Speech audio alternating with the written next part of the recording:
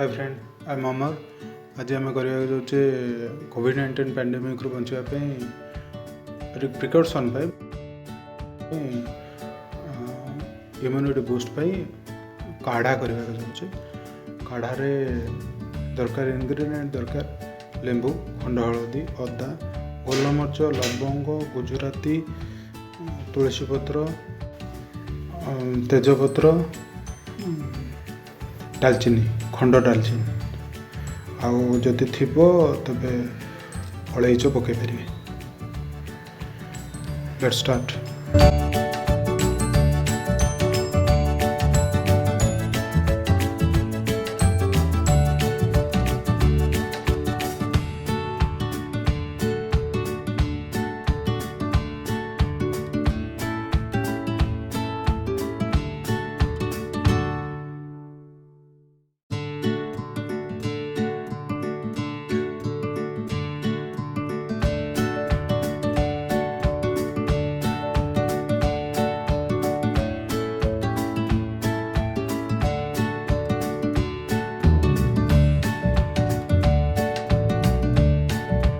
ये काढ़ा नुह कोविड-19 रो कोरोना वायरस रो ना कि औषध नुह।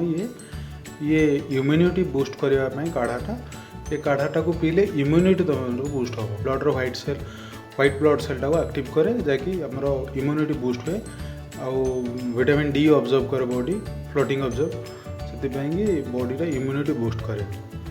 एटा चाटू बहुत भल टेस्ट से कंज्यूम कराटा डेली कंज्यूम भी किसी खराब नुहे। बट एबे किंतु अच्छी जो कोरोना वायरस कोविड-19 पैंडेमिक एथर कंज्यूम कराटा बेटर बहुत भल। ये एजेड भी पी पारे, पिला भी पी पारे।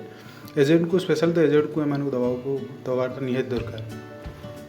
एटा दिंतु एटा किंतु लेंबू आउ महू आगुरु पकईकि एबे फुटेबेनी।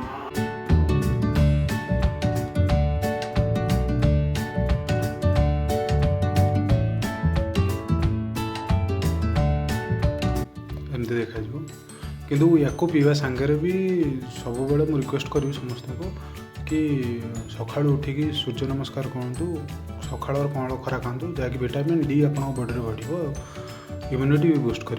योगा करूँ, एक्सरसाइज भी करूँ, योगारे अनुलोम विलोम करूँ, सूर्य नमस्कार करूँ, सका उठी करूँ ना कि इवनिंग।